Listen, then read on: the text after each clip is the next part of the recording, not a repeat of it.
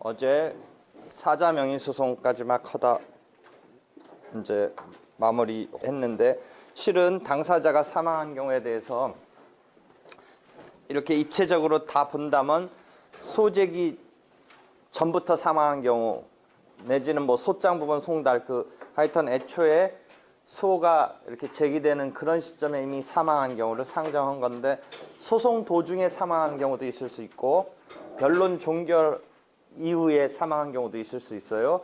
소송 도중에 사망한 경우는 당사자가 소송 도중에 사망했기 때문에 대립 당사자의 양쪽 어떤 힘의 균형에 있어서 한쪽이 사망했기 때문에 절차를 중단하고 상속인이 수개해야 된다. 233조가 규율하는데, 당사자가 변경이 생기는데 그 당사자가 변경 생기는 것 자체를 직접 규율하고 있는 조문은 없어요. 절차의 중단과 수개를 통해서 절차적인 측면에서 233조 이하가 규율하고 있는 건데, 그것을 당사자 측면에서 보면 당사자의 변경이 일어나는 거죠. 당연승계라고 우리가 부르는, 내지는 포괄승계라고 부르는 그런 측면에 당사자의 변경이 일어나는 거죠. 그러니까 233조 이하는 그것을 간접적으로 뒷받침하는 조문이죠. 당사자의 변경이 일어나는 것을 간접적으로 뒷받침해주는 조문으로서 233조와 그 다음에 소송 대리인이 만약 그 사망자 측에 있다면 238조에 중단시키지 아니한 채 진행할 수 있는 이런 등등의 조문이 소송 도중에 당사자가 사망한 때 발생하는 상황이지요. 그 다음에 변론 종결 시점 이후에 당사자가 사망했다. 우리가 소를 제기하고 그 다음에 변론이 열리고 이 변론이 이제 종결이 되고 그래서 판결이 선고되는 건데, 이 판결에 담기는 내용은 결국 이 변론 종결 시를 기준으로 담기는 건데, 이 이후에 당사자가 변경이 일어나는 거죠. 을은 갑한테 이행하라 라고 했던 목적물이 병한테 양도가 됐다든지 이런 거는 지금 판결문에 지금 반영되지 못한 채 판결문은 만연히 이제 을은 갑한테 인도하라, 뭐 이행하라 이런 상황이 벌어지는 거죠. 그런데 변론 종결 시점 이후에 그 당사자가 이제 을로부터 이제 그 계쟁물의 목적물이 병으로, 당사자 을로부터 목적물이 병으로 바뀐 이런 상황에 대해서 그것을 우리가 규율하기 위해서는 이제 크게 이 판결의 실효성을 확보하려면 그 경우에 새로운 주체로 등장하는 병한테 판결의 실효성을 미치게 하려면 어떻게 할 건가, 이런 생각을 하는 거예요. 판결은 218조에 보면 1항에 보면 변론 종결 후에 승계인에 대한 조문이 이제 나오긴 하는데, 그 전제는 당사자 사이의 상대적 효력이다. 당사자 사이의 상대적 효력이 원칙이에요. 그것은 어제도 우리가 계속 얘기했지만 이 변론에서 당사자가 펼치는 주장에 따라서 자기 책임으로서 판결을 받는 거니까, 그 주장을 펼친 과정에 있어서 등장하지 않았던 이제 병이라는 사람에 대해서 이걸 어떻게 할 건가. 그럼 판결의 실효성 확보를 위해서는 갑을 간의 싸움에 그 뒤에 등장하는 병을 올가매야겠다라는 하나의 판결의 실효성 확보라는 어떤 이익이랄까 이런 측면이 있는데, 반면 그 병은 자기가 싸움했던 바가 없는 내용의 판결을 구속을 받으라라고 하고 있는 거죠. 그러니까 변론 종결 시점 이후에 양수인으로 등장하고 있는 병에 대해서 판결의 실효성을 확보해야 된다는 측면에 강조하다 보면, 이자는 자기가 지금 을과 갑 간의 싸움에 대해서 한 번도 자기 변명을 펼칠 기회가 시점상 지금 있지 않았었던 것에 결론인 판결을 지금 수용하라라고 하니까, 그때의 어떤 마이너스 측면으로 작동하는 그 병의 절차 보장과 관련된 측면이 이제 여기서 충돌을 일으켜요. 그래서 여러분이 변론 종결 후에 승계인의 교재 어디든 가면 두세 페이지에 들어가서 알듯 말듯 어떤 막 학설 등과 함께 몇 가지 기준에 의해서 뭔가 설명이 되고 있는 걸 보는데, 그것을 설명 그 자체로 보지 말고, 나는 그러니까 어떻게 하냐, 218조 1항에 보면 판결의 효력은 당사자 사이에 미치는 게 원칙이다. 그런데 1항에 계속 이어서 변론 종결 뒤에 승계인에게 판결의 효력이 미친다. 이런 식의 조문이 있을 때 변론 종결 뒤에 승계인에 대해서 어떤 교과서든지 서너 페이지에 걸쳐서 막 얘기하고 있는 것을 어떻게 포착하면 되냐면 그냥 그대로 받아들이면 돼요. 변론 종결 뒤에 승계인에게 판결의 효력이 미친다는 조문을 어떻게 우리가 이제 풀어서 어떤 사람을 올가맬 건가. 그때 그 올가매기 위해서 나름대로 생각해 봤을 때 판결의 실효성 확보라는 측면과 그 새롭게 등장하는 자의 절차 보장의 측면에서의 이 충돌을 어떻게 우리가 컨트롤하면서 그 범위를 포착할 건가. 이 거시적인 틀에서 자기가 기준을 잡고 이렇게 보는 거예요. 그러니까 어떤 상황을 주고서 이 사람을 변론 종결 뒤의 승계인으로서 판결의 효력을 미쳐야겠다라고 생각했을 때 여러 가지 생각할 때 이 사람은 그 효력을 받는 자로 자기는 보고 싶다라고 보면 그것을 감으로 아무런 근거 없이 그냥 뜬금없이 본다는 게 아니라 그 근거를 설정하기 위해서 어떻게 분류를 하면서 이걸 포착하는데 그 포착하기 위한 근거 내지 기준을 잘 정리해 놓은 게 그 교재에 나오는 그 두세 페이지 서너 페이지의 그런 이야기예요. 그러니까 그 두세 페이지 서너 페이지의 이야기 속에 들어가서 보면 다시 빠져나오면 무슨 얘기했는지 알 듯 하다가 다시 모르게 되는 거로 흘러가는데 그렇게 볼 게 아니라 그냥 큰 틀에서 어떤 상황이 벌어졌을 때 이 자를 판결의 효력을 받는 변론 종결 후의 승계인의 범죄에 넣을 건가 말 건가를 자기가 해야겠다라고 생각한 다음에 틀을 만들겠다라는 생각으로 그 책의 한 서너 페이지를 읽으면 조금 더 그 어떤 나중에 이해하고 남는 게 훨씬 이게 오래 정확히 남게 돼요. 그래서 예컨대 그 청구 자체가 애초에 청구 자체가 여러분이 이제 기준을 보면 뭐 물권적 청구권이냐 채권적 청구권이냐 갖고 한번 생각을 해보는 거예요. 물권적 청구권이면 대세적인 어떤 효력이 있다라고 일반적으로 보고 채권에 불과한 거면 대인적인 효력에 불과한 거니까 만약에 애초에 청구가 물권적 청구권이었다면 널리 제3자를 변론 종결 후에 승계인에 포착하기에 쉬울 것 같고 만약에 그게 채권적인 청구에 불과한다라면 그걸 좁게 볼 수밖에 없는 거죠. 그래서 우리가 어떤 물건을 갖다가 빌려줬다가 임대기간이 끝나서 찾아오려는 상황을 한번 생각해 보세요. 어떤 물건을 빌려줬다가 임대차가 끝나서 주인의 입장에서 찾아오려는 때 그 청구의 구성을 구소송물 이론적으로 본다면 실체법적인 청구권을 전제로 해서 그 청구 권한을 갖다가 소유권에 기해서 반환 청구를 하는 것으로 구성할 수도 있고 임대차 계약의 종료를 원인으로 해서 구성할 수도 있어요. 그다음에 뭐 그 임대차 종료도 또 들어가 가지고 뭐 여러 개 또 원인이 있을 수 있을 거예요. 아마 차임 같은 거가 제대로 안 돼서 2기분 이상의 차임이 안 돼서 결국 해지되면서 종료될 수도 있고 여러 가지 뭐 상황이 있는데 뭐 허경우에 있어서 실체법적인 어떤 청구를 바탕으로 해서 어떻게 구성하느냐는 원고가 뭐 청구권을 구성하면 되는데 예컨대 그런 경우에 변론 종결 뒤에 승계인이 나타난다라고 생각한다면 그 경우에 임대차 종료를 원인으로 해서 청구권을 구성해서 청구하는 것보다는 소유권자로서의 반환 청구권으로 구성하는 게 나중에 제3자가 등장했을 때 올가매기가 쉽다. 이런 생각을 우리가 거기에서는 적어도 물권적인 이런 측면으로 소유권자로서 반환 청구를 하는 게 좋겠다. 이런 생각을 할 수 있는 거예요. 그래서 변론 종결 뒤에 승계인의 범위 설정에 있어 그런 어떤 물권적이냐 채권적이냐 구별하는데 신소송물 이론에서는 실체법적인 그런 청구권의 속성을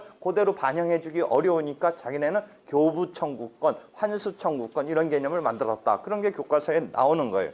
그 다음에 예컨대 그 제3자가 고유의 자기 방어 방법이 있을 때 뭐 이런 것을 하나 생각해보자 이거죠. 우리가 당사자 사이에 통정 허위 표시라면 무효이죠. 그래서 내가 이렇게 이것을 물건을 넘겨주면서 이건 지금 가짜로 넘겨주는 거다. 우리끼리는 가짜로 넘겨주는 거다. 그런데 나중에 이제 여기가 순수히 그걸 인정하지 아니한 채 반환을 안 하려니까 내가 반환 청구 같은 걸 할 수밖에 없다. 또는 이전 등기해줬던 것을 말소 등기 청구하는 소송을 낼 수밖에 없는데 변론 종결 뒤의 시점에 제3자 병한테 그걸 넘겨버렸다라고 했을 때 내가 기껏 여기서 이겼다고 하더라도 지금 제3자가 등장하는 것은 이 판결에 반영할 수가 없어요. 변론 종결 시점 이후에 등장하고 있기 때문에 반영할래야 반영할 수 없어요. 그럼 다시 조금 이야기는 빠져서 소송 도중에 그런 상황이 벌어졌다면 우리가 어떻게 할 수 있어요? 소송 도중에 사망이라는 포괄 승계적 당연 승계라는 개념을 우리가 쓰고 있는데 특정 승계적인 상황이 벌어졌을 때는 그 제3자를 소송 도중에 그런 상황이 벌어졌으면 82조의 인수 승계에 의해서 끌어들여서 당사자로 만들고 당사자로 만든 상태에서 판결문에 나오게 한다. 이런 개념이 있을 수 있는 거죠. 소송 도중일 때는 인수 승계. 예컨대 81조에 참가 승계가 있고 82조에 인수 승계가 있는데 다수 당사 소송에 있어서 그 참가 승계는 제3자가 스스로 들어오는 개념이고 인수 승계는 끌려 들어온다. 기존 당사자로부터 끌려 들어온다는 개념인데 예컨대 제3자가 소송 도중에 등장하는 계쟁물의 양도 양수 등이 이루어져서 제3자가 소송 도중에 들어오는 등장하는 상황이 있다면 기존 당사자가 제3자를 당사자로 만들기 위해서 인수승계라는 제도를 이용할 수 있다. 이런 상황을 우리가 상정할 수 있는데 지금 말하는 것은 변론 종결 뒤의 시점에서의 제3자가 등장하는 것이기 때문에 그 제3자를 이 당사자로 만드는 이 시점이 이미 끝나버렸기 때문에 판결문에는 그냥 을록밖에 나갈 수 없는데 그렇다고 해서 판결의 실효성을 확보함에 있어서 만약에 등장한 병한테 이게 실효성을 미치느냐 아니냐에서 이제 문제가 터진 건데 다행히 있는 조문이 218조의 변론 종결 뒤에 승계인에게 판결의 효력을 미칠 수 있도록 함으로써 실효성을 확보할 수 있는데 다만 거기서 반대 측면에서 그 제3자의 방어상의 절차적 보장이 과연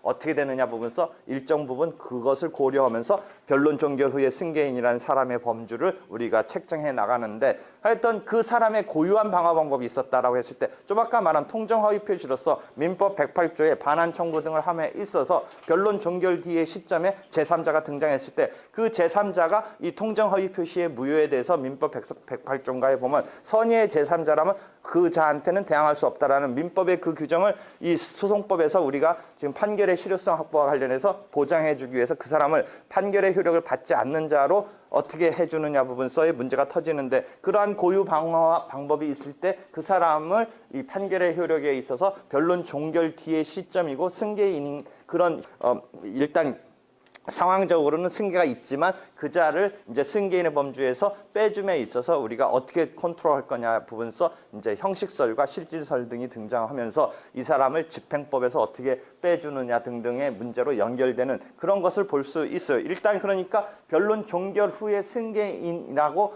원고가 주장하면서 피고의 의뢰에 대해서 병한테 집행을 하려면 나중에 강제집행법에서 승계 집행문을 부여받는데 그 점에 있어서의 어떻게 처리하느냐 부분이 그 형식설, 실질설을 둘러싸고 이제 등장하는 개념 등이죠. 그러니까 변론 종결 뒤에 승계인의 범위를 포착함에 있어서도 교과서를 막 이렇게 들어가서 읽지 말고 딱 이 큰 틀을 보고서 생각해 보면 그 이해가 오래 이제 자기화 될 수 있다라는 거죠. 그러니까 판결의 실효성 확보와 그 자체 걸려드는 사람의 절차 보장적인 이 플러스 마이너스적인 충돌적인 이익에서의 어떤 범위에서 어떻게 설정하느냐. 그것을 단순한 감으로 설정할 수는 없으니까 어떤 기준을 제시해가면서 설정하는데 그런 것을 분류해 놓은 것이 교과서의 서너 페이지에 있는 것이다. 이런 이야기를 할 수 있죠. 그럼 다시 정리해 본다면 애초에 소재기 시점 단계에서 사망했다면 그게 사자명의 소송 우리 그런 국면에서 원래는 제대로 낼 소송이면 사자의 상속인을 제대로 찾아서 타깃으로 냈으면 되는 건데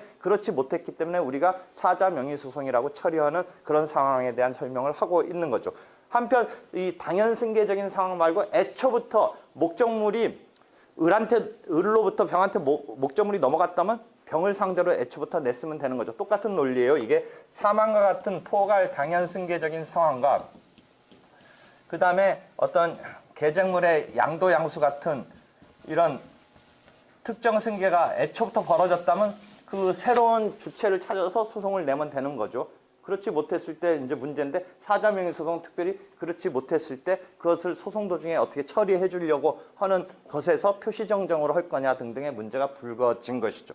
그 다음에 소재기 시점 내지는 소장 부분 요거를 좀 더 엄격하게 구별하기도 하는데 하여튼 애초에 이런 시점에서 이제 일어났던 일이 아니라 소송 도중에 변론 종결 시점 사이에 그런 게 벌어졌을 때 사망 같은 경우는 당사자의 변경이 일어나는데 당연히 변경이 일어나는데 이것을 규율하는 조문은 절차적인 측면에서 233조 이하가 소송 절차가 중단되고 수계된다는 측면으로 절차적인 규율이 조문에 있다라는 거죠. 만약 이게 특정 승계가 이루어졌다면 어떻게 되냐? 소송 도중에 특정 승계가 이루어졌다면 예컨대 81조와 82조의 참가 승계, 인수 승계 제도가 있다라는 거죠. 그러니까 소송 도중에 이런 양도 양수가 있다면 우리는 그 제3자를 스스로 들어오게 한다든지 스스로 들어온다든지 하는 81조의 참가 승계, 그 제3자를 기존 당사자가 당사자화하는 82조의 인수승계 등의 제도가 있다라는 거죠. 물론 이 부분을 읽을 때 어떤 상황까지 서론에 생각하면서 읽냐면 애초에 소송 도중에는 그러니까 팔지 못하게 한다라고 해서 그런 양도를 못하게 하는 규율을 생각해 볼 수는 있는데, 그렇게 되면 소송이 있은 뒤에 자기 재산이었던 것을 함부로 팔 수 없게 거는 이런 식의 재산권 처분과 관련해서 문제가 있으니까 우리는 적어도 양도 양수가 금지하는 그런 입법은 아니다. 양도 양수에 대해서 금지시키지는 않는다. 그렇지만 소송 도중에 이렇게 팔았을 때 어떻게 되느냐 해서 당사자로 만드는 이런 제도를 두고 있다는 거죠. 애초에 그러니까 양도 양수를 금지하고 있지는 않지만 애초에 이런 상황을 걸고 없게 하려면 처분 금지 가처분이나 점유 이전 금지 가처분이나 이런 걸 걸면서 시작해서 양도 양수가 있더라도 나중에 그 실효성 있게 하려는 그런 틀을 보전 처분이라고 해서 우리가 생각해 볼 수는 있죠. 그래서 소송 도중에 하여튼 양도 양수가 있었을 때의 이제 쓰일 수 있는 것은 당사자가 신청해서 그 제3자를 소송의 당사자로 만들기 위해서 인수 신청을 해서 소송 인수 신청을 해서 당사자화해서 그자가 이 소송에 등장하는 거죠. 뭐 기존 주인이 소송에서 탈퇴하려면 할 수도 있고 아니면 둘이 같이 등장하는 식이 되고, 그렇게 둘이 같이 등장했을 때 그 두 사람의 관계를 뭐 어떤 식으로 규율할 거냐는 조금 더 추가적인 분석이 필요한데, 하여튼 그런 식의 소송 도중에 있어서는 소송 승계주의에 의한 처리가 되고, 그다음에 소송이 마무리된 이후, 그 소송에 우리가 보통 마무리라고 할 때는 변론 종결시를 기준으로 그 이후 상황은 판결에 반영할 수 없는 상황에서의 어떤 처리가 소송이 변론 종결 뒤에 당사자가 사망했을 때는 당연히 이 판결문에는 의리 갑한테 어떻게 하라라고 이행됐던 것을 상속인 병한테 이제 효력을 미칠 수 있는 거죠. 그러니까 변론 종결 후의 승계인에는 당연 승계인도 포함되고 이제 특정 승계인도 포함되는데, 당연 승계인에는 큰 문제가 없는데 이제 특정 승계에 해당하는 그 부분서 우리가 변론 종결 후의 승계인을 어떻게 포착하느냐가 관건이 되는데, 그게 아까 말한 대로 그런 큰 입장에서 적절한 범위를 컨트롤 해가면서 이 효력을 미치는 자를 설정함에 있어서의 이제 기준을 어떻게 할 거냐가 문제가 된다라는 걸